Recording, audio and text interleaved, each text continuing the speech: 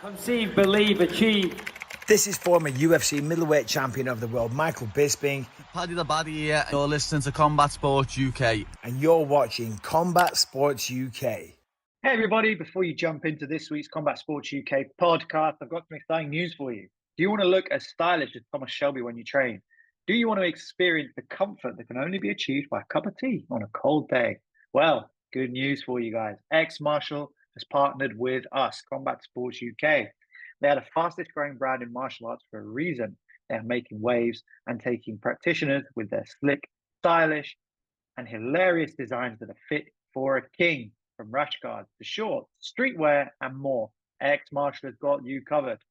Ex-Martial is an extremely community-oriented brand, having given away over $50,000 in free gear last year alone, as well as sponsoring over 300 athletes. And if you shop using the code CSUK10 at checkout, you can get 10% off everything in store. That code again is CSUK10 at checkout. Go and check out xmartial.com and enjoy the fight.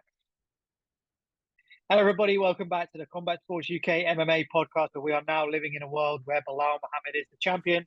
And as always, I am joined by a man who has cooked up enough humble pie for the whole MMA community to consume this week. It is Jonathan Gamebread Boguslavski. John, how are you, my friend? I don't know what world you're living in, but in my world, Edwards is still champion. Or I skipped a couple months ahead where Shavkat's champion, but tough watch. So yeah. How are you doing? That summarizes my mood. Look, I mean, to be fair, going into the main and co-main event, I thought to myself in my head, if one of them loses, who would I prefer it to be? And in my head, it was Leon. I would prefer Leon to lose if one of the two of them had to lose. So I can only say I'm elated that Tom Aspinall has won, but I am gutted that Leon Edwards lost, and especially the way the performance was. But we're going to deep dive into it. We're going to get there. We're going to go. Let's give props to Belal. I think let's put it where it is deserved, and let's admit how wrong we were in the build-up to this fight. Do you want to go back on anything you said in the previous podcast?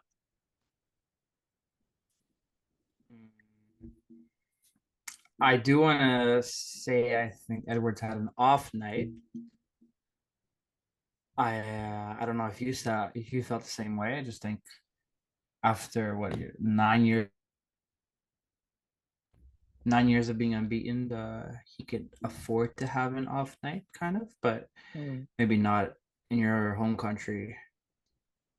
Like in your home country, defending a belt as a main event at like 6 a.m. in the morning in the UK. So yeah, that was pretty wild. I'm kind of on the fence about it, like, look, I don't think that tiredness should be an excuse because it was the same for everybody. Yep. And, I'm hearing that Tom Aspinall state was up 22 hours before his fight. So come on. I don't think that's an excuse.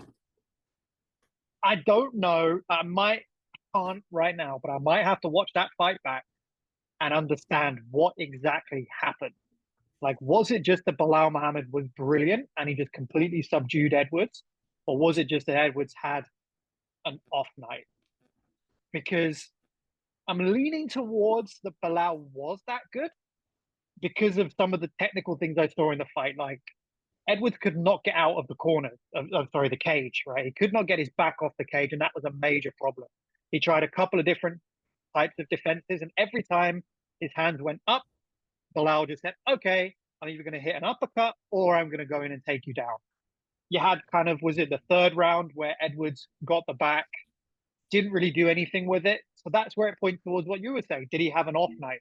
His striking looked awful. Like, Belal looked the better striker, which is just odd. It's odd. So I really, honestly, man, I don't know where I sit with it. And there is a lot of British bias going into that. But I look at it and I see like performances like Colby used to have, right? Against RDA, for example, and people like that. The Sean Strickland performance against Izzy.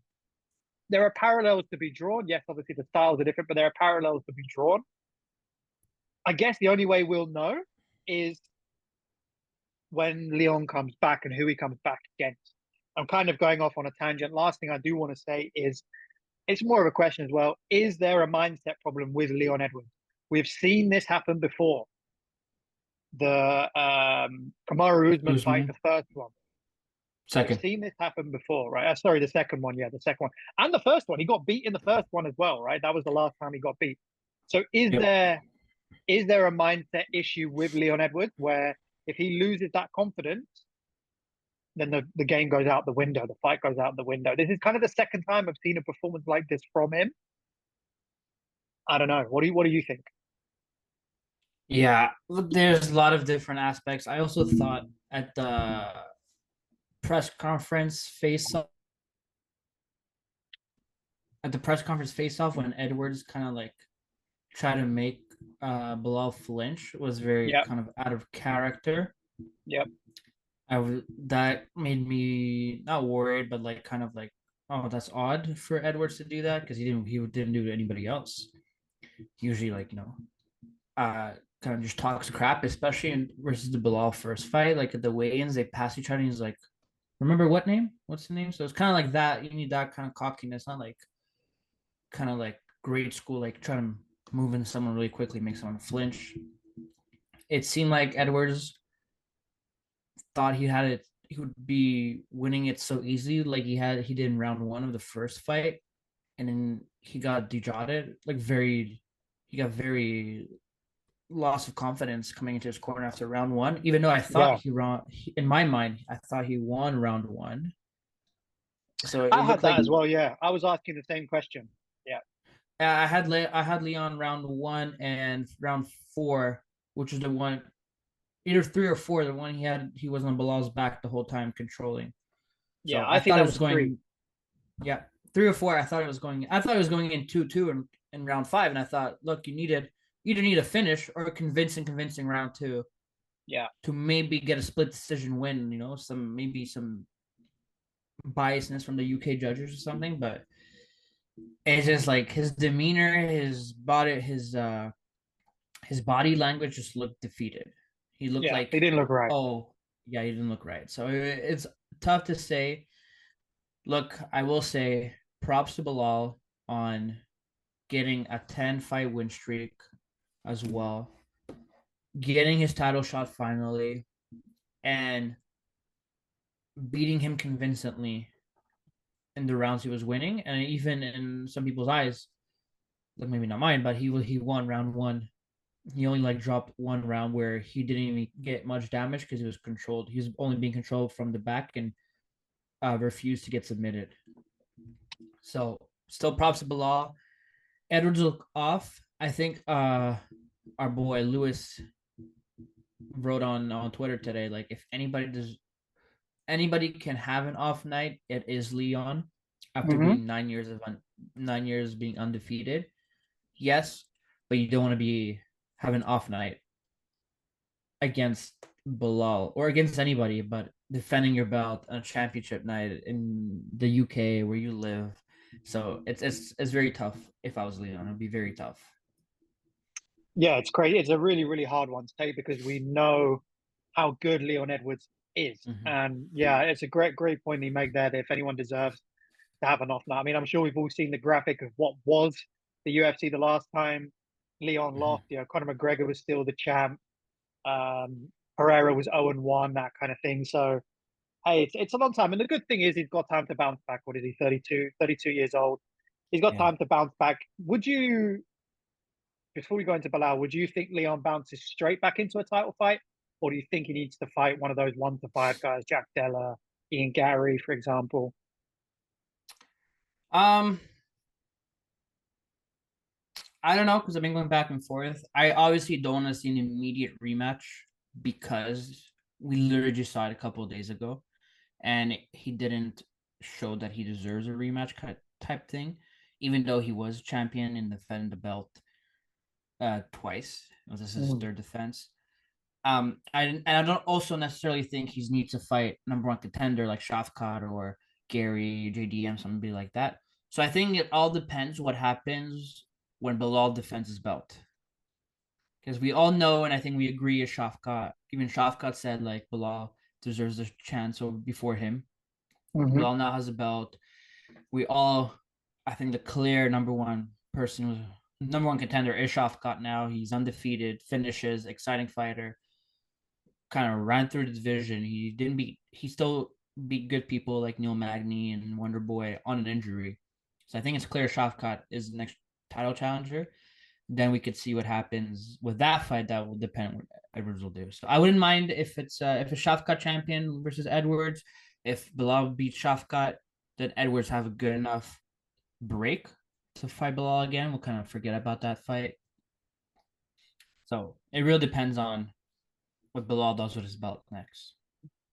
Yeah, I would agree. I would agree with everything you've said there. To be fair, it'd be nice to see Leon take a little bit of a break, especially if the flatness of that performance is down to mental or physical exhaustion to some extent.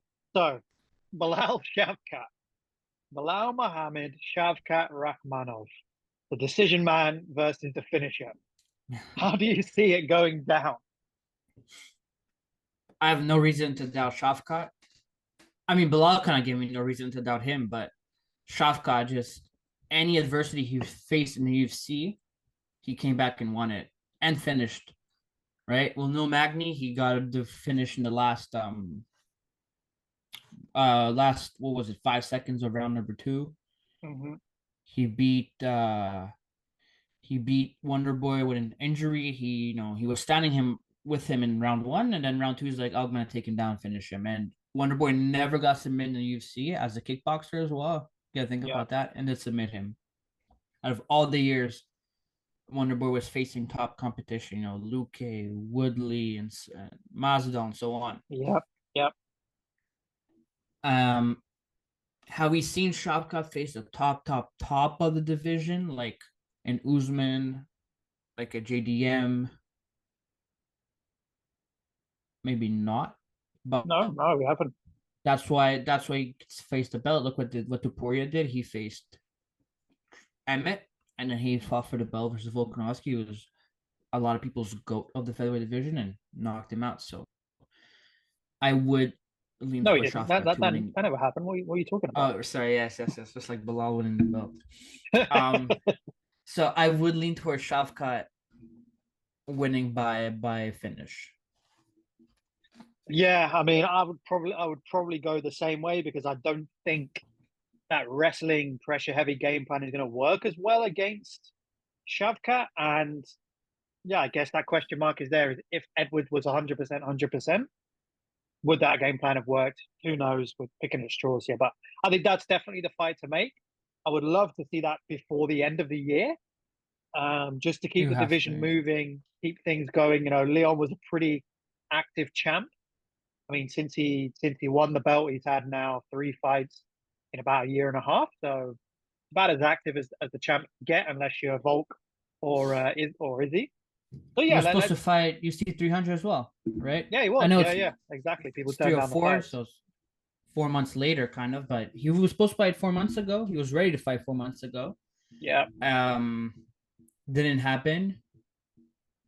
And Shavkat got the request for that title shot at 300, but I believe it's Ramadan. So obviously none of the Muslim fighters would have fight. I also forgot the Jeff Neal fight versus Shavkat. Like, that's the most adversity we saw Shavkat face, and he's like, I'm gonna finish you standing up by submission. So again, no reason for me to. Shavkat's good everywhere. He's well-rounded. He's a finisher. He's gonna do. He's gonna get everything. He's gonna get everything done, I believe. So there's no reason for me to doubt Shavkat. I hope so. I hope we're not wrong. We're not as dramatically wrong about that one as we were about this one. So no, props to Belal, man. And just one more thing, now that there's an announcement kind of Max versus Holloway for Abu Dhabi at 306, I believe. I was thinking it was going to be at Salt Lake City for 307. So there's a spot opening there now. Belal Shavkat could be the main event there. We could see a lightweight interim belt throw on since Islam got an injury. Possibly, yeah. I don't know. Possibly. We have Pereira as well. If Belal, and they don't want to make Belal and Shavkat big enough names to be the main event, they could have a Pereira as the main event because he hasn't fought now. He would have not have fought now for 5 months, I would believe, right? Because 307 Oh, is we'll in talk about October. Pereira. We'll get Yeah. to Pereira. We'll get to Pereira. But no, seriously, props to Belal. May his title reign be short and uneventful. Anyway, moving on. Who? Moving on to Mr. Tom Aspinall, who did get it done for the Brits, proving that he is by far and away, in my opinion at least, the greatest heavyweight on the planet, bar none. Knocks out Curtis Blades with TKO with a jab after 1 minute of the first round. Dude wasn't hanging around to retain and defend his UFC interim heavyweight title. Look, I'm going to put all my cards on the table straight away. That was a legitimate title defense. Tom Aspinall is the undisputed heavyweight champion of the world. Jon Jones versus Stipe Miocic is a legend fight. The fight to make is Aspinall Jones for the full belt. What do you think? That's the only fight to make for Aspinall. Isn't it? It was already supposed to be. It was already supposed to be Aspinall Jones. That's the problem with this fight. That's why I didn't really like it as a defending an interim belt. But this is, I guess, good on Aspinall getting that loss back. You know, it was like a fluke, definitely a fluke win because he got injured and proving he is the better fighter. You know, Blades got a little happy. He landed on Aspinall and he tried to continue the striking, but Aspinall's so freaking quick, man. He's just like he landed, but he's still conscious enough to move back, get away from the other strikes, and come right back with a counter jab. Yeah. And then finish him. And you see just what a jab drops a heavyweight. A natural heavyweight like Curtis Blades. And the only people who've done that to Curtis Blades was Ngannou twice. Yep. Sergey Pavlovich. Yep. And now his fourth loss on Blades' record is Tom Aspinall. Sorry, he has 5 losses. So he has Derek Lewis to him as well, right? Derek Lewis, exactly. Derek Lewis. Yeah. So those are the 5 losses. All of the big heavy punchers in the heavyweight division, like the actual heavy punchers. And now you got all of those in the first couple of rounds, man. Francis all round of them 1, in the first round. Round 2, Derek round 2, Pavlovich round 1, Aspinall round 1. Round 1. Look, yeah, I mean, this is the thing for Curtis, you know. He's got such a good skill set that not many other heavyweights have. But whenever he gets to that top level, he fumbles the bag. A bit like Derek Lewis, you know, he fumbles the bag big time. You should know from the Pavlovich fight, if you've done your homework on Tom Aspinall, it doesn't matter if you hit him. He's got a rock solid chin at the moment, right? Pavlovich hit him with one of his best shots. And you can see in that fight that Aspinall's demeanor changes after that shot. And that's where he kind of speeds in and out for the knockout rather than looking for a bigger punch. So for Curtis to do that, it's really not, it's not top level heavyweight MMA. Like, you've made a massive mistake there to get trigger happy thinking you've caught Aspinall. Because if Pavlovich ain't knocking Aspinall out, Curtis Blades is definitely not knocking Tom Aspinall out. It's not happening. But what a performance, man. Like we said, 22 hours with no sleep, apparently. Dude comes in there and rattles him within a minute. And like, his average fight time is I was about to mention 2 minutes, that, 2 minutes, 3 minutes. Who have we seen do this before in the UFC? Have we seen anyone do this before in the UFC? Yeah, you've got Shavkat who's got finishes galore, but no one, right? Ngannou's the closest. Yeah.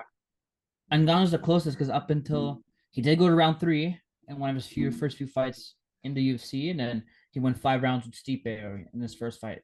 But Ngannou would be probably the closest. I mean, I think in total, he fought in the UFC for 2 minutes. Something like that. In total. Well, that's a lie, because he did go to round 2 with It's the stat on his fight career. His fight career, he's had now 18 fights, if I'm to be got the right record there. Yeah, so he's 15-3. So he's had 18 fights. His total fight time is 44 minutes. Something seconds. That's ridiculous over 18 fights. Ridiculous. And it's just like it's unbelievable. If you had, not even Connor was doing that. Like, he was finishing people, but he wasn't doing it to this extent, right? And over such a period of time, Tom Aspinall was not dropped off. He's got better. He's finishing people quicker than he has done previously. It's unbelievable. As the competition supposedly gets better, Tom Aspinall is finishing people quicker and getting better himself. It's really ridiculous. And that's why I say, man, this Aspinall, this Jon Jones stuff is just ridiculous. Like, I get it, but this, at the end of the day, is a sport. It's not an entertainment business. It's not the WWE where it's everything scripted, right? This whole Jon Jones thing. They need to drop it. They need to just say, no, we're doing Aspinall Jones. That's the fight we're doing. That's the biggest, the best fight to make. It's really frustrating as a fan that this is happening, because everybody knows it. Everybody knows it. No one's out there saying Jon Jones is the best heavyweight right now. The guy hasn't defended, or even the guy hasn't defended the belt. He hasn't fought for over 500 days. And you've got Tom Aspinall, who in that time has fought how many times? 3, 4 times? 3. Right? 3 times. Defended a belt, won a belt, defended a belt, and recovered from a knee injury as well. A knee injury, yeah. It's really frustrating. Really, really frustrating, because the sport is a sport, and it should be. You look at Belal in the main event. That's how a meritocracy works, right? You deserve it, you earn it, you get it. And then you look at the co-main event, and the opposite's happening. Frustrating, man. I'm frustrated about it, as you can tell. I think Taylor, we're all on the same page. We're all frustrated like that. I haven't seen one person advocating for Jones, like, except Dana. That's the only person I've seen advocating for Jones. Like, it's so frustrating, especially with the fact just everything's frustrating. It's how exciting is Aspinall? Aspinall is so exciting to watch. Like, yeah, he went from fighting Arlovsky, okay, Spivak, Volkov, injured knee with blades, Tybura, Pavlovich, blades. Like, the guy's fighting the top of the division, and now getting that better. win, This is the crazy thing, right? If you read those out, right? Andre Arlovsky, round 2. Sergey Spivak, 2.5 minutes, round 1. Volkov, 3 minutes 45 in round 1. Tybura, 1 minute 13, round 1. Sergey Pavlovich, 1 minute 9 seconds, round 1. Curtis Blades, 1 minute, round 1. When have we ever seen anything like this? It is wild. And the heavyweight division, especially when people hit heavy, like Pavlovich. Blades too has some knockouts on the feet, like against Junior Dos Santos, against Chris Dawkins.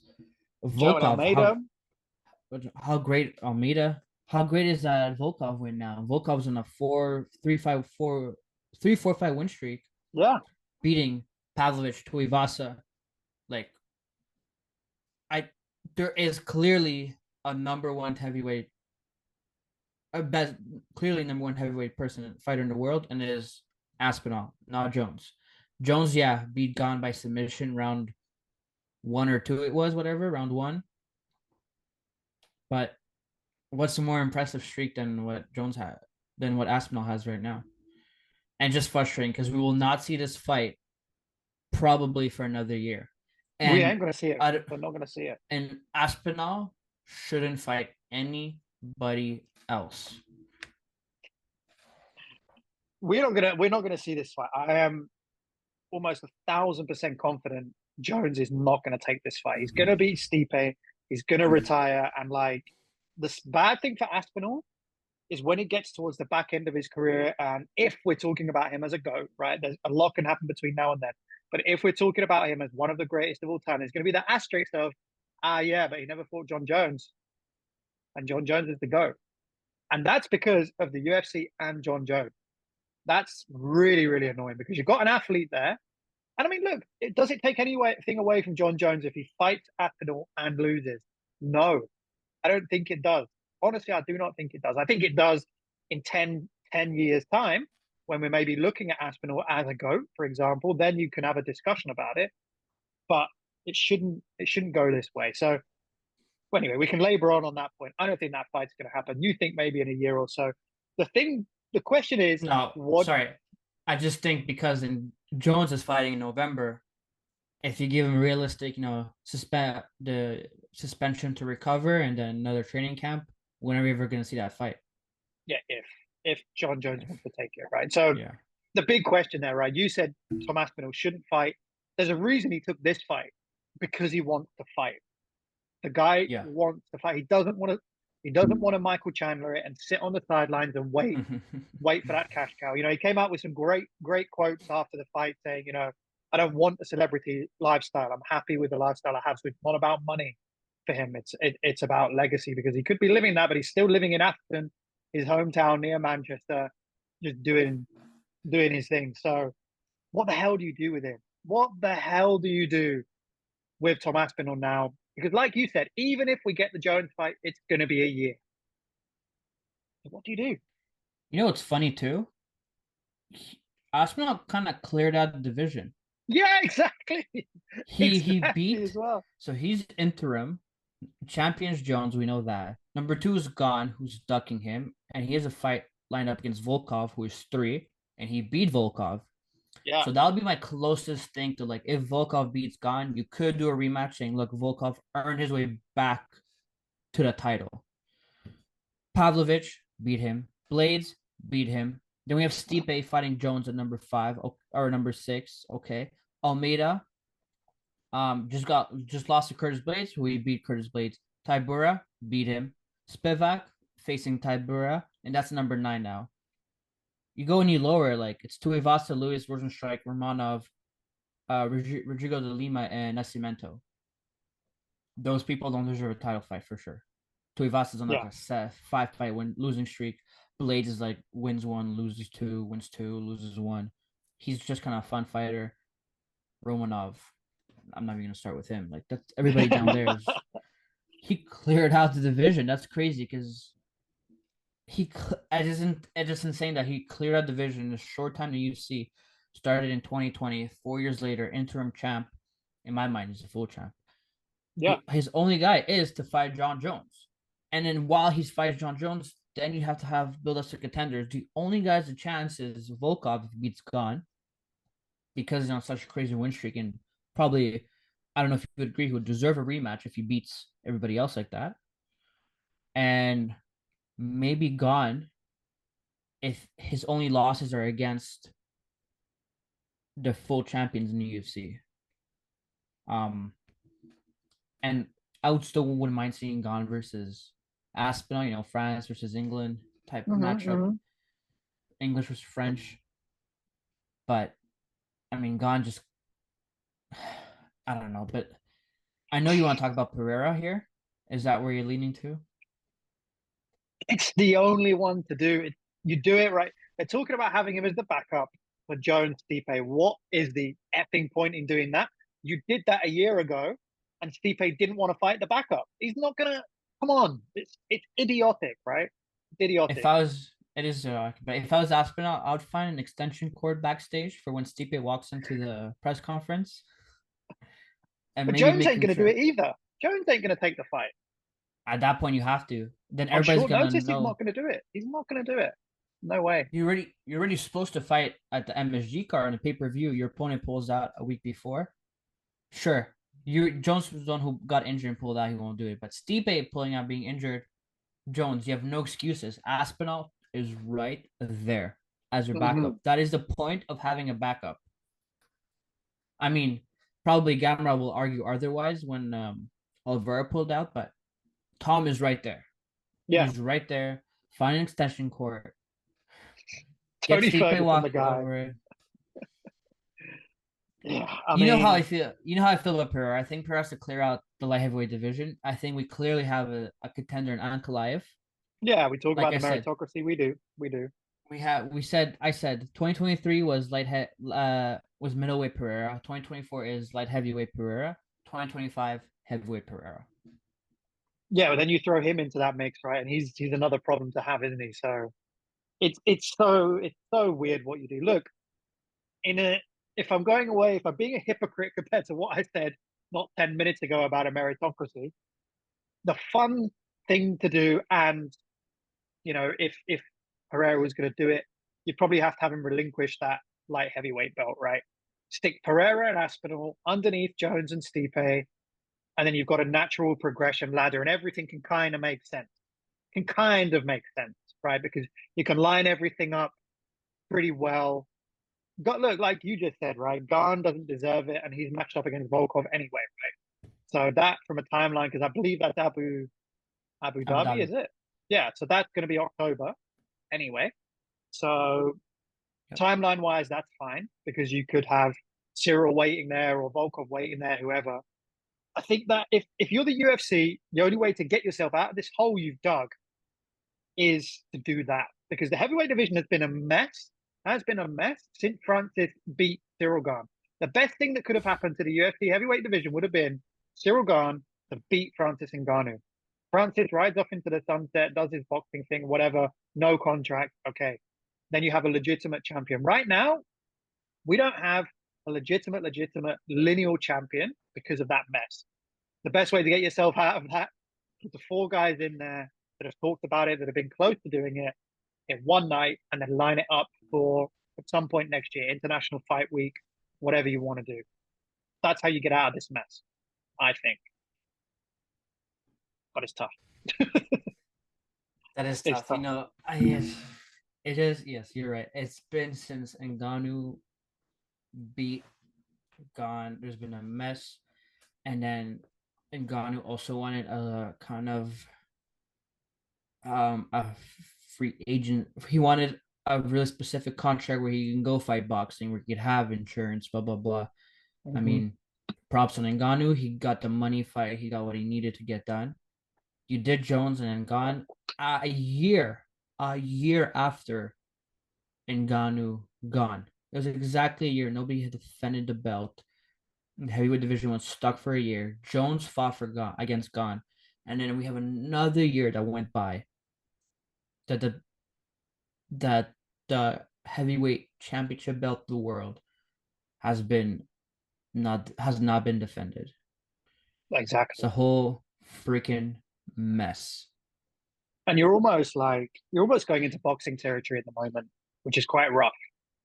Imagine if some of the other organizations, Octagon, PFL, One, whatever Bellator is, imagine if they had legitimate heavyweight, right? I guess I don't know if you want to put Francis in there anymore. That conversation isn't really around. But imagine if they did, right? And you're looking at the mess in the UFC. They're kind of fortunate that the other organizations aren't as strong at heavyweight, but it's a mess, man. It's a mess. It's a real mess. But alas, let's talk about something that wasn't a mess. It was if you were King Green. Paddy Pimblett submitting King Green with a triangle armbar. Well, he didn't even submit him. He put him straight out, didn't he? So, yeah, man. What did you think of Paddy's performance? Were you impressed sufficiently for him to deserve that top 15 spot? I mean, yeah. He kind of did prove me wrong, I would say. Although I don't know why Bobby Green threw for a takedown. I guess it is mixed martial arts, but as the jiu-jitsu ace Paddy Pimblett is, as he fought back in Cage Warriors with the crazy submissions he had, this is what he should have done, and which he did when Bobby Green took him down, threw him in all sorts of positions to get him submitted. I'm pretty sure Green was out for even before he got into the armbar. Yeah, because you see, yeah. So he was out for a minute. Tight squeeze by Paddy. Get on, Paddy. That's what people were hyped about him. What he did versus Jordan Levitt, what he did versus the fight right before him. I can't remember who he fought. Vargas, right? Was it Vargas? Was it in the UK? Yeah. No, the first fight was in the Apex. Right. Then he had 2 fights in the UK, right? Yeah, 2 fights in the UK. Yeah, Jordan Levitt. Before Levitt, he had somebody else. I can't quite remember. I will pull it up. Vargas? Was it Vargas? No, Vargas was in the. Let's have a look. Yeah, it was Vargas. It was Vargas. Yeah, Vendramini was in the Apex. Yeah. So he had 3 first-round finishes, and then he went to fight Jared Gordon, and he was kind of delusional. So he had to make everybody forget about the Tony and Jared Gordon fights. and you follow somebody who people like. He's Bobby Green's a fan favorite. He's always down he's always down to fight. And he did well. He did really, really well. I think he saw first opportunity he had, bang, spot on to show that's how you show your dominance as a fighter. Keep your undefeated streak, and then like we all know it was his last fight in his contract. He did go on TMZ. He said these boxing YouTubers are offering him 20 million, and then right before during the press conference, they announced, or before the weigh-ins announced, he had a new fight deal. Yeah, So six fight deal. Kind of forgot about that. So then now we're like focused. Look, Paddy, you're top 15 now. Good call out of Moicano. Although I think Moicano was a fight set up. Yeah, It's he a does. good call out. He was good, I think, against Benoit Saint-Denis in France. But good call out. Now you're just moving. Now you're just looking up in the rankings. So I think Paddy did what he had to do. Had to be done. He did it in a perfect way, and the hype is back on, I would say. The hype is back. Yeah, man. If I remember rightly, I think I highlighted it that that's what was going to happen. There would be something chaotic, and Paddy would throw in a submission and catch him. Right.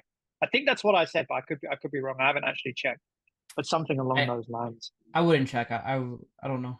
I can't remember exactly, but you've got to get some right every once in a while. So it's super fun, man. It's super fun. So where do you kind of see his ceiling now that he's actually there in the top 15? Where do you see his ceiling in that division?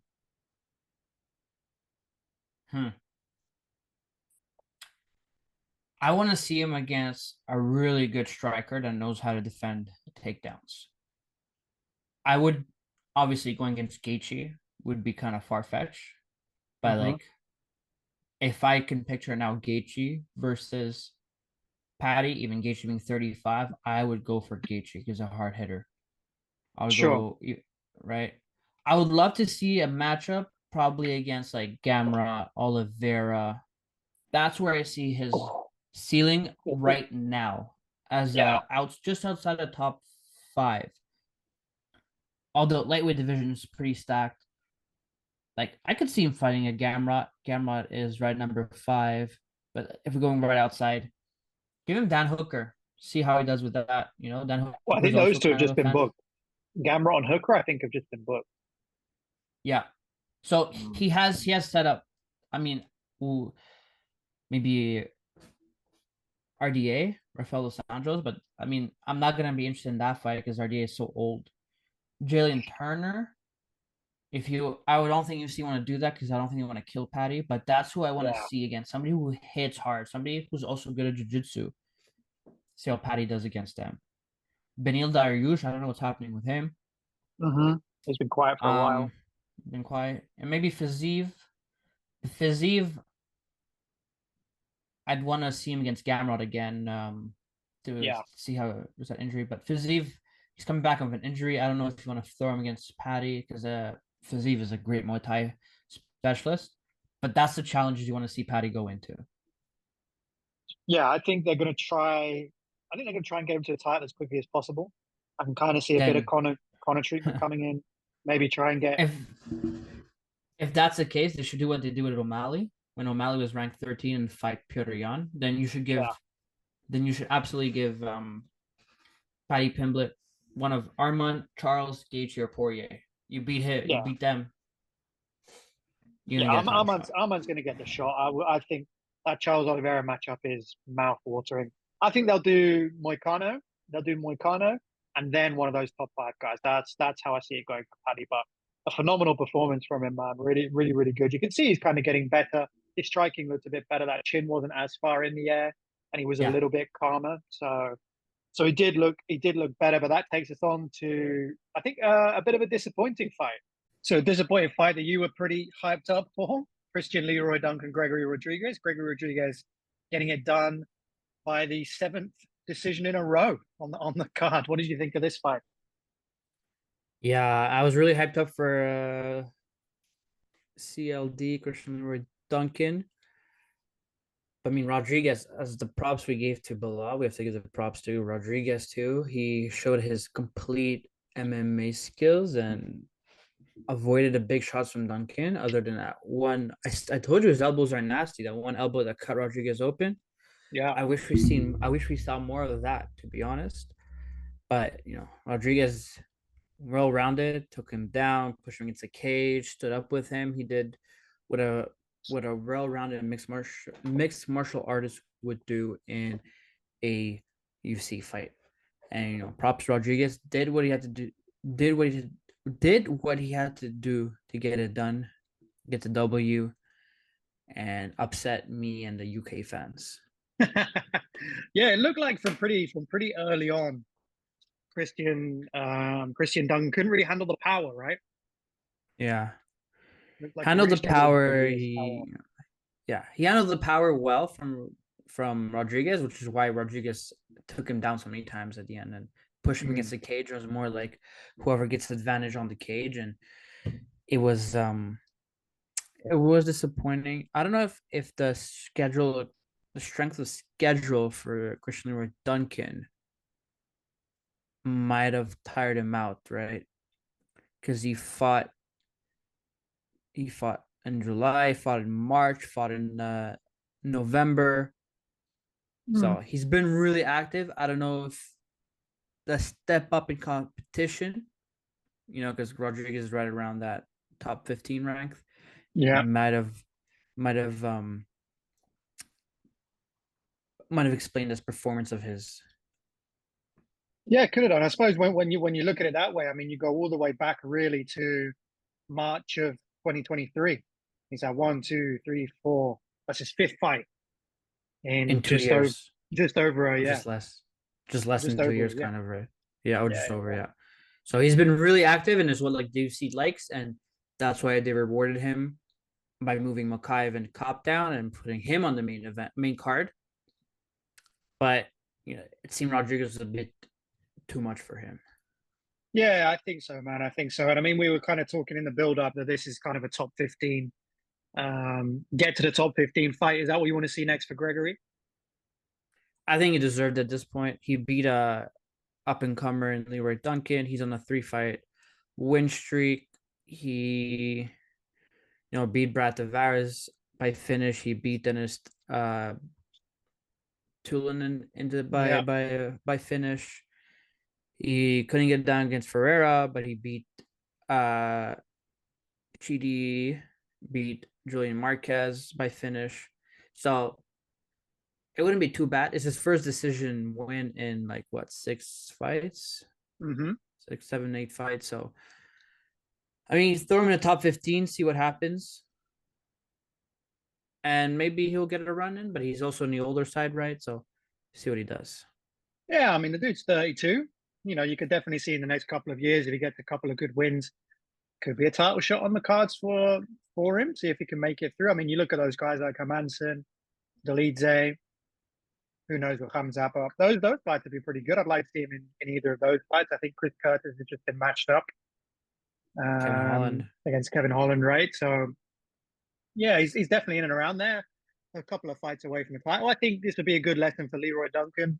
Probably see him take another fight, maybe a step below or similar to where this Rodriguez one was, and maybe he learns his lessons, comes back towards the end of the year. I could see something like that for him, right? Yeah, of course. Yeah, get a break. You deserve it. I don't think his stock went down that much. It just showed Rodriguez was the better man that day. But you could take a fight November, December, MSG card even maybe in the prelims. Get somebody who could strike with you, continue with those Muay Thai stance and elbows, and he'll be right back, I believe. Yeah, I mean, they do like to stack that MSG card, so you could definitely see someone like Gregory Rodriguez on the undercard. That's a really good shout against one of those guys would be pretty good. Next is Arnold Allen, Giga Chikadze. I've got to say, I was worried in this first round. I have to say, man, Giga looked really good in the first round, and then Arnold kind of pulled it back in the last 2 rounds. That, looking at the UFC website now, puts him back to 5th in the rankings. So he leapfrogs Movsar Evloev. I'm not quite sure how you work that out, but okay. It puts Arnold Allen back in the top 5. What were your thoughts on his performance? Were you impressed? Do you want to see him kind of against now one of those Jair Rodriguez? Probably that's the only fight really there at the moment, isn't it? Really? I mean, I wasn't like impressed, but this is like one of those fun fights. You will look back and be like, "Oh, it wasn't a banger, but it was a fun fight. Some beautiful shots were thrown here and there. The knees from Giga, the return right back from Allen, and nobody was like too rocked. It was a fun fight. It wasn't like a Gaethje Chandler type fight, but it would still be a good fight. Probably one of the better fights on that card. Yeah, but I don't know what I will do with Allen next. I don't know if you want. You obviously you gave him Giga, who's down. Allen was coming off a 2-fight losing streak as well. Maybe like a Josh Emmett because Emmett's not booked. I wouldn't give him every rematch. Yair Rodriguez, if you do want to step in competition, that'll be a fun fight. I Yeah. feel like he would probably overpower Rodriguez, but it said he would do the same thing, which is Giga right now. And they're kickboxer. I'll give him around that, just ranked right under him, and Rodriguez right above him. So any fight, just to get back this 2-fight losing streak, get back on the path streak going again for Allen. That's what he needs. Yeah, I mean, look, it was almost there as a home run for him, right? A certain Australian sitting in the front row of the crowd. I think that's an easy call out, isn't it? Right? If you're Arnold Allen, and it's probably a fight you might be able to get. You never know what Volk's plans are really. If he's going to go up, he's going to stay here. He does like a scrap. He's talked about. I think he was talking in the build up that he's just getting back into sparring and stuff now. So he's kind of going to be looking for a fight maybe towards the end of this year. So I'm surprised Allen didn't pull that trigger. He's a very respectful kind of guy, isn't he? So it's not really in his nature yet. Just give me someone. I like the Emmett fight. I think that'd be a lot of fun. Get Allen's confidence back. I think had he been finished by either Max or Evloev, then I would lean more towards that kind of booking. But I think as it was quite competitive fights, especially the Evloev one, with the rule changes coming in October, he probably wins that fight. So I would probably stick him in with Rodriguez, as Rodriguez also isn't booked, just to get that one going, as it looks like Ortega's going to take on Diego Lopez at the Sphere show. I'm surprised Rodriguez isn't on that Sphere show as well. Again, that could be another one for MSG, man. Arnold Allen, Yair Rodriguez at MSG. That'd be fun. I'd be down for that. I do have a prediction for Volk. That maybe he would be fighting for the lightweight interim belt for a chance to fight Islam again. That's my prediction for Volk. Maybe that's why Volk wouldn't take that fight, but I would give Volk has to fight somebody. Now we know that we have a feeling Topuria and Max are fighting. Ortega's fighting, versus Ortega's fighting versus Lopez. Rodriguez is not there. No fights announced. Ivla's fighting Sterling. Emmett. So Volk has to fight somebody. I think Volk is really reluctant on fighting a contender. Really wants to fight for a belt. So maybe an interim lightweight belt might be on the line, or he's just gonna sit down and wait for Topuria and Max. But that's gonna be so long at this point. Yeah, that's going to be early next year at this point, right? January, February. At this point, March. Yeah. So he wants to fight. I think it's been a good enough break now. He hasn't fought since February. We're in August in 2 days, so it's gonna be a good break for Volk, and maybe I have a feeling, just a gut feeling for the lightweight interim belt once, because Islam is injured now. So we'll see. Hey, that could be good. That could be him and Armin Zarukian, right? Going for the interim belt. Would make sense. Yeah, that's my thinking. I think Arnold Allen, MSG, Yair Rodriguez, keep him rolling, keep him going. Yeah. He came out of this relatively injury free. Didn't really take too many big shots. I don't know how his ribs are holding up, but didn't take too many big shots. So it is possible for him to turn it around. And it's good for him in the division, because I do generally think on his day he could go and get a title shot and push either Max or Topuria quite far. But then again, look, if Diego Lopez goes out and does Diego Lopez things against Brian Ortega, there's no question who's getting the next shot after that. So it's tough. It's a tough division, I think. And Allen also did a favor, kind of. He fought somebody very down the rankings. He kind of defended his 5th ranking in a way, like against Giga's number 10. Giga hasn't moved after this fight, so definitely someone closer to his ranking. That's his next fight deserves. It just has to get back the 2 losses he had. You just gotta get it back. Yeah, I think so. I think he's going to be working towards those, and let's see how the division plays out. We've got We've got to get the title moving. Therese got to accept a fight. get the division moving. I had to get a bit of a dig in there. So let's go into the rest of the card. I mean, look, the biggest piece of news that's come out, really, of the rest of it is Muhammad Mokaev being cut, not re-signed, however you want to put it. I mean, what's your stance on that? What are your thoughts on Mokaev not getting re-signed after picking up a decision victory?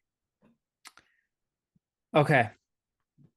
I get what the UFC said in the terms of like he's not exciting and all that. I spoke about it on many podcasts now. He is not an exciting fighter. He's not a fan-pleasing fighter. And we literally just saw it just now how disappointing this fight was. Yeah. After literally all the barking they did with each other and no shots were thrown in the first 2.5 minutes. Ridiculous. You were hyping up your fight. I was actually starting to believe in them. Like, okay, they're hyping up this fight. This might be a good little barn burner. It's like Cop, explosive striker versus Mokaev, who explosive wrestler. See how it works, but no. Cutting him, not resigning him, definitely too harsh. Definitely harsh because this is not a guy who's under 23 on a 4-fight win streak in the UFC, undefeated, few finishes. I mean, I think it's very harsh. You shouldn't be doing this in a lackluster kind of division where you're looking at people ranked number 10 for the title shot. I think it's very harsh. I know the story that came out and he kind of said no, but you be careful about the wording. So obviously we all heard about that Mokaev tried to already talk to the PFL before this fight to leverage a contract with the UFC to get paid more or something like that. The UFC got wind of that and just say, have fun with the PFL. PFL doesn't even have a flyweight division, so obviously Mokaev will probably be a bantamweight. Then Mokaev came out today, or last night, saying that he has not spoken to the PFL to leverage a contract. He actually refused their contract. By saying that, he has talked to the PFL about it. So you gotta be careful with the wording from Mokaev. I think he definitely has talked about it. Has he used it to leverage? Maybe, maybe not.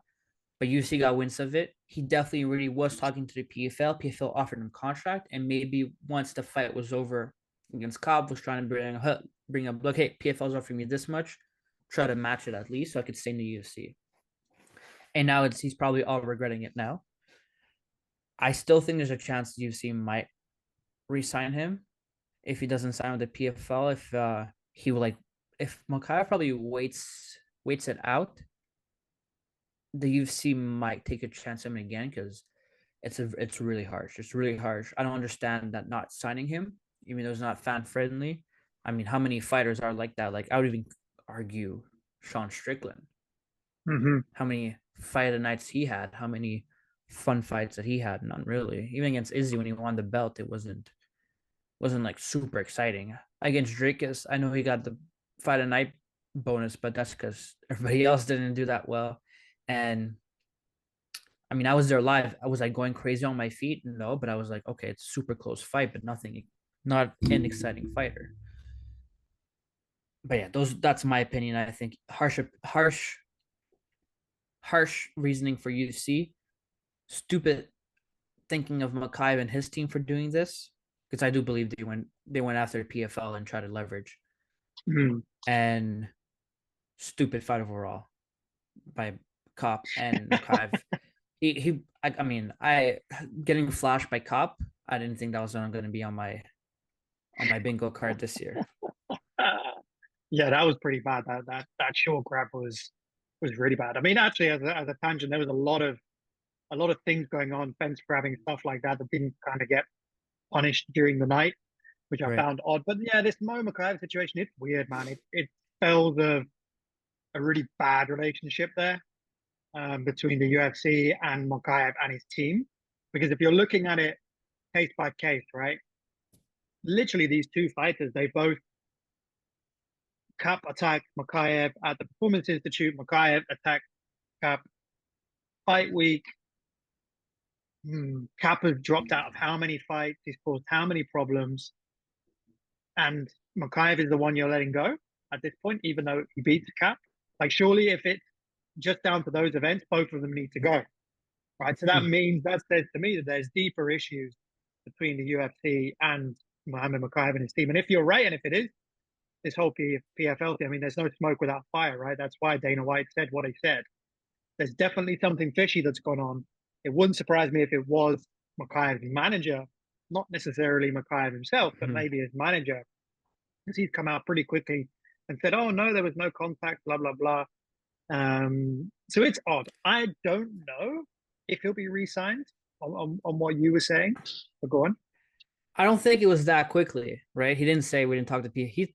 He only said it today, which is 3 days after Dana White said it. So Yeah, they're clearly true. thinking of a response. And it wasn't the manager who said it. It was Makayev on Twitter. So Makayev was trying to salvage something that's probably what could be left there with the connection to UFC. So yeah, that's it's just odd. It's odd, weird situation from the UFC. I don't know if they've had it something in the past. Somebody else got cut recently. Was it Nate? Yeah, he came Longness? out. Yeah, He came from the out same division.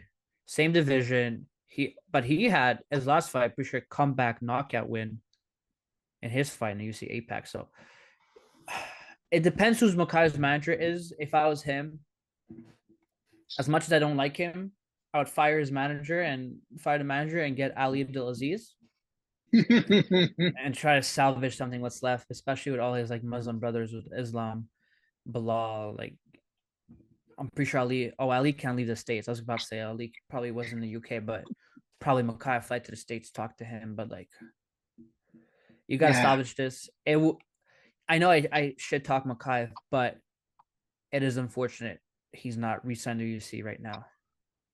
It is, yeah, Out because of the rankings, even, yeah. The guy's got potential. I mean, really, if you look at that fight, he stood with Manel Cap, because Manel did a really good job of dealing with the takedowns and things like that, and he won a unanimous decision. So there's no doubt that he's competitive in that division. Does he go to a PFL? What does it really do for him? It's not going to be till next year that he can enter the tournament anyway. I've gone back and forth with a few friends talking about Octagon. Maybe you go and you just sign a short-term contract in Octagon, go win a belt, maul a couple of people, and then go back to the UFC and say, hey, a couple of years down the line, whatever, relationships can be fixed, management teams can be changed. If I was that promotion, that's what I would do. I would go after Muhammad Makayev because they do have that division. They have a champion in that division. And that's maybe for Makayev probably the best thing to do. What's he going to do in PFL? Like, until next year, he's going to be tied up for the next 2 years. He said on Twitter that he wants to be UFC champion. So if that's his ultimate goal, he needs to go away, take care of a couple of people. Octagon's a big stage, bigger stage than Cage Warriors at the moment. They're filling out stadiums and things like that. That would be my move if I'm Muhammad Makayev. Fix the relationships, change the team around. Go out and prove yourself. If one of the matchmakers honestly did say you're a boring fighter, you're not a fan fighter, prove it. Yeah, go to Octagon, show you can stand up with some of these guys, improve your standing, stand up. Makayev's what, 22, 23 years old? Yeah, 23, I think. So you're not even in your prime yet. This is the best case scenario if I was him, to learn a bunch of striking, be good at stand up. Your wrestling is good there. We know that already. Your jiu-jitsu probably needs a little bit of improvement. Try to do more than just hang your head between the guy's legs and try to force a takedown. Try to improve your game. Do it Octagon.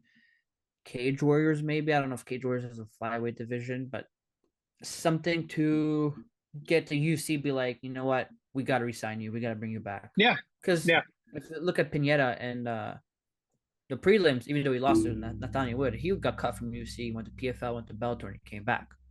Yep. So obviously UFC will, and especially flyweight division, which is such a weak division in UFC, you can always come back and you can definitely make a comeback and prove the UFC was a mistake to not re-sign you. Yeah, and I mean, you only need to look at the top of the division. Brandon Moreno, right? He got cut as well, Yeah. came back and won the belt. You know, the thing about Mokaev is he could take 3, 4 years away from the UFC and come back at 27. Right? That's just, what he has on his side. He's already a top five, should be a top six UFC fighter at 23 years of age, and he's already got however many fights in the UFC undefeated. I think it's 4 or 5. I can't remember, with some finishes on there. So there's no doubt he's there in terms of talent. He'll be there still in 4 or 5 years. So he's got to go and fix some things.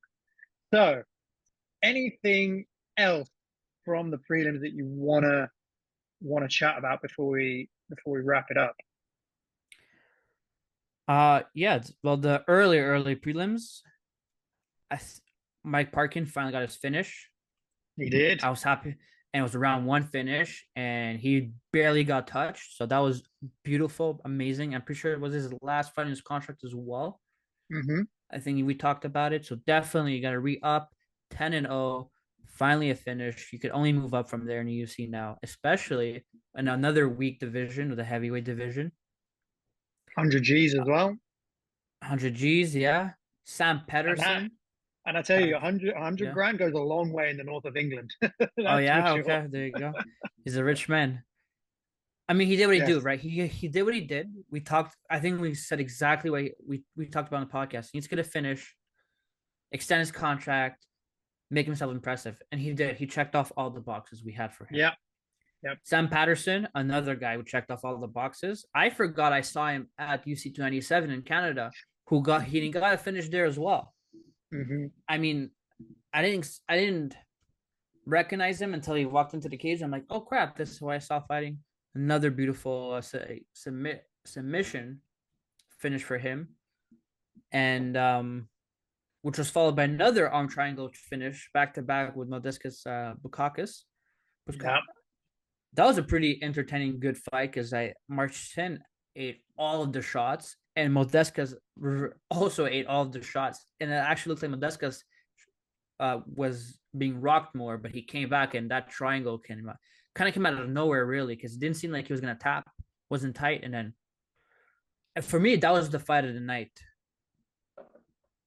Yeah, I agree with I you don't know there, if you see man. the same way. Yeah. That was a wicked fight. Just going up, Oben Elliott, I think he did everything he had to do to win the fight. Oben's more of a wrestler, but he kept it really on the feet most of the time. Keeps improving, has that experience now, going 3 rounds standing up without really using his wrestling.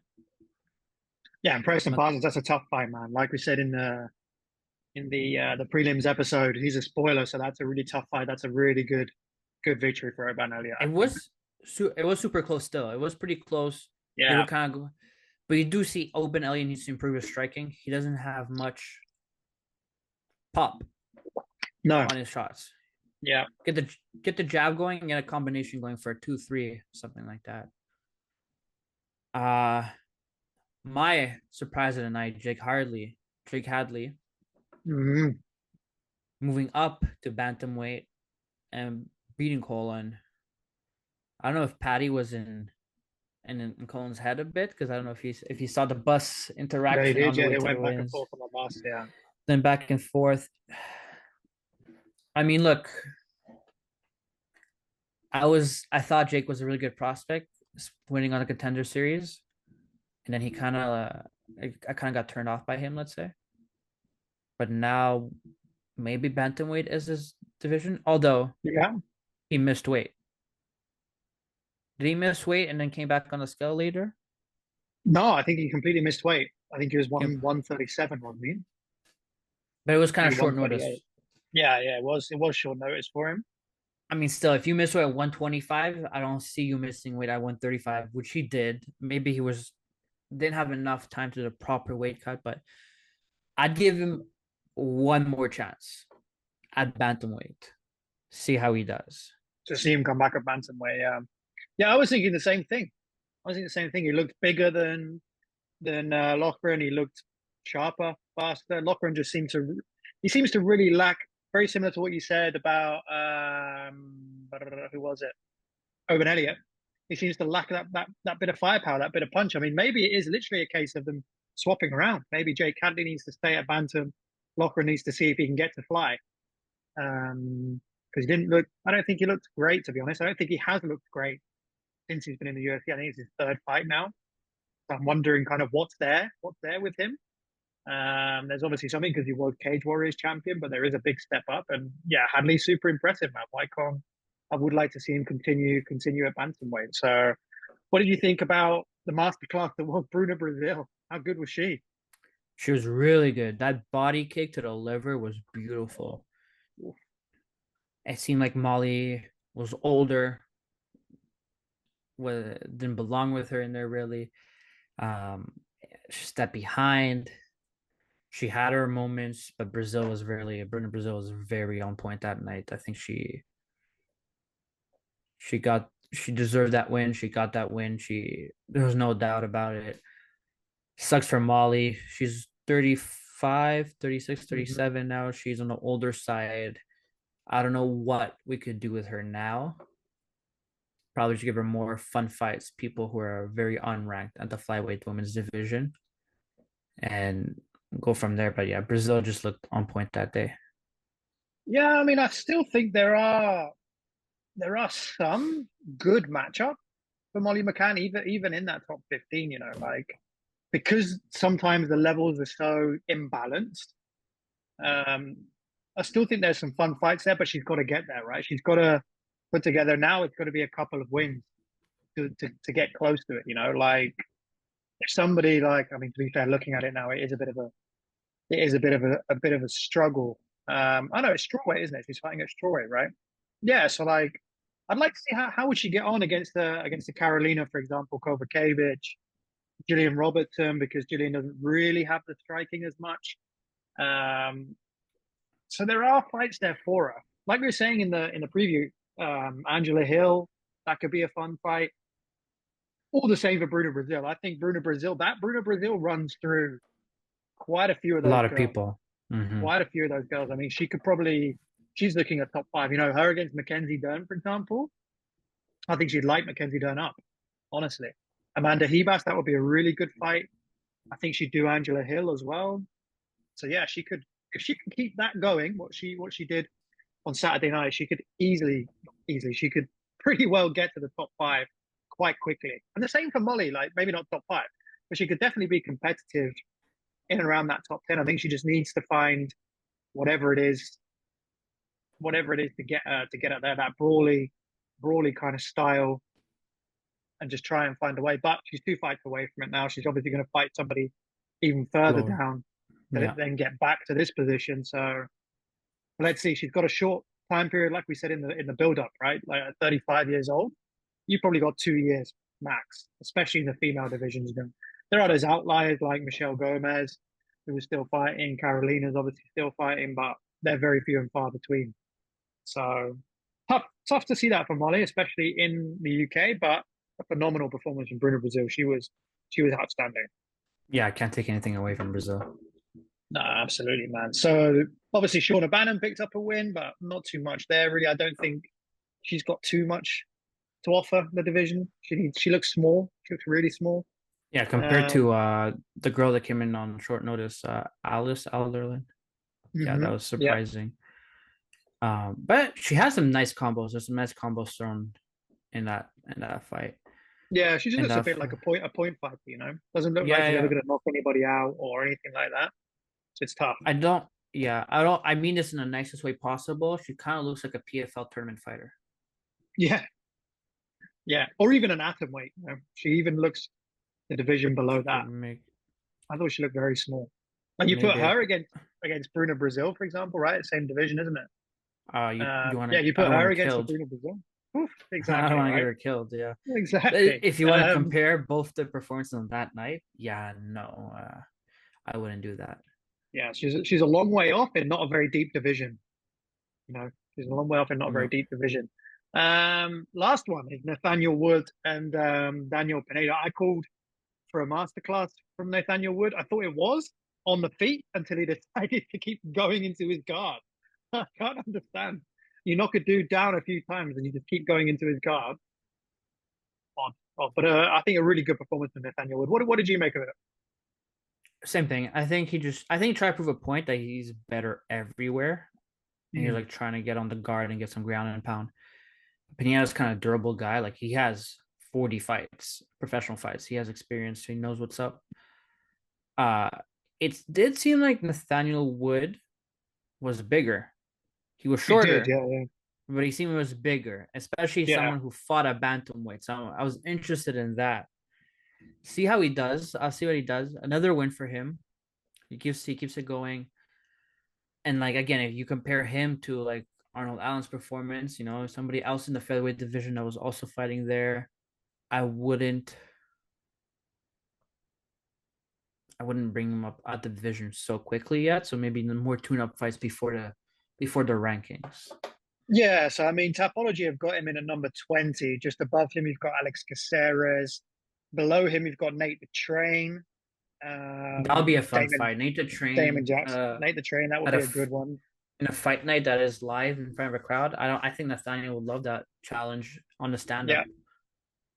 Hey, that could be another one for everything's going to MSG. Just put everything on MSG, that's it. Any of those, to be fair, up until you've got Sean Woodson at 18, and you got the end of the UFC rankings is Barboza, Leroy Caceres.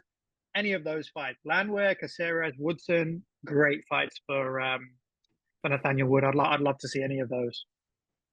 I would love to see Woodson. I'm a big fan of Woodson actually. He fought beautifully his last 2 3 fights now. So, and I believe he's due for a ranking if he's not already ranked.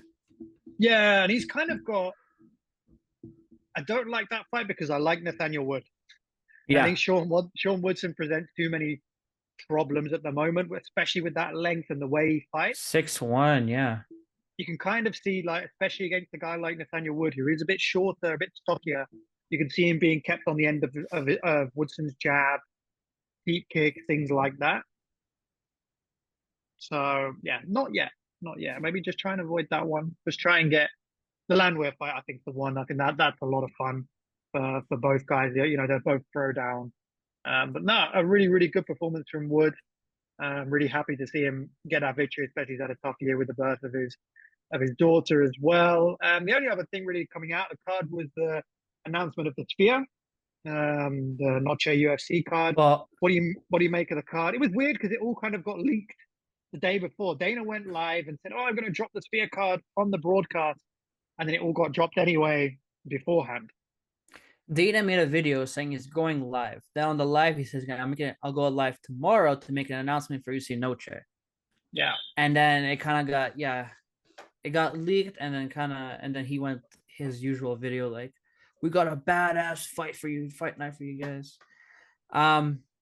I'll just say I'm surprised they rebooked Lopez and Ortega. I thought I yeah, would personally would have moved on from that fight, but I don't know who you would have faced Ortega against because he hasn't beaten anybody in the top 15 in a long time except Rodriguez. yeah.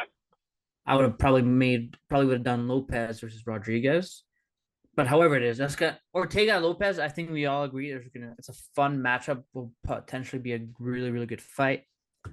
Finally, Merab gets his title shot. I think O'Malley's gonna wipe the floor with him. To be honest, Do you really? I mean, we talked about it in the past, but I think I spoke about it when I was a podcast with Nathan. After seeing how O'Malley did Cheeto and Sterling, I think he's gonna take care of Merab. Um, I like the Mexican young prospects fighters on there. I just gotta pull Mm-hmm. up the card because I can't really remember who else is there. So we got Ronaldo Rodriguez, Ode Osborne, Daniel Zulaba, Esteban Ribovic, Irene Zulabar is Aldana, yep. Norma Dumont, Yasmin Jaurigi, Edgar Chavez, Manuel Torres, and Raul Rosas Jr., of course. Yeah, Daniel Zahubert. That's gonna be a really good fight. I am really big fan of him. He's really good. Yasmin Gary, she's back. She's probably like 22 years old now. Last time we saw her, she's probably 21 or something. So Yeah, he's a she's baby. very young. She keeps going. I guess they gave Ronaldo Rodriguez a fight against Otto Osborne to be just a Mexican fighter on the card. But it's interesting. We have 2 flyweight fights, so we'll see how that could impact the rankings now with Makayev gone, Cobb dropping down. See if anybody could sneak in there. I am predicting this right now. Fight of the night or fight of the year. Manuel Whoa. Torres versus Ignacio Bahamondes. Okay. Either Big that or it's call. going to be a quick knockout by Torres. Big call there. That's a big call. Yeah, man. Looks like a fun card. I'm confused about Yair Rodriguez as to why he's not on this card. I would have just thought he's a home run to put on a card like this. Especially as you have obviously Grasso and Shevchenko in the co-main. You don't have a big Mexican fighter in the main event, right? You've got Sean and Marab, although Marab has kind of been adopted by the Marab Mexican is a people dog, anyway. Yeah. And O'Malley's married to a Mexican, I believe so. Okay. And O'Malley, yeah. So the connection. yeah, although Rodriguez is not here, but who would he have faced here? That's a big question as well, right? Yeah, that's a big question. Volk, just do the rematch. Yeah. It's cool, Volk. He'll do it. He'll do it. Short notice fight. Yeah, because I guess they weren't going to get the Evloev fight. Otherwise, you're looking at he's beaten Josh Emmett, Sterling, Qatar's booked up, all the way down to Lerone Murphy. Hey, that could have been one. Lerone Murphy, Yair Rodriguez. Oof, that would have been fun. That would have been fun. But hey ho. Well, that's it, my man. We're now living in a Belal Muhammad championship reign. Let's see how long it lasts before a certain Kazakh comes to try and. Sorry, I think you meant Shavkat. We are living in the pre Shavkat era. Seems to be what it is. But listen, man, thanks as always for your time. We'll be back later this week to preview the Abu Dhabi card, which seems to have come out of nowhere. A non-Nick Diaz now Abu Dhabi card, which is good because we were probably going to spend 25 minutes discussing as to why that fight was happening and for what reason was it 5 rounds, but we don't have to do that. So we're going to preview the rest of the card for you later in the week. John, as always, my friend, thanks for your time, buddy. Always fun talking to you. All right, cheers. Bye-bye, everybody. See you, buddy.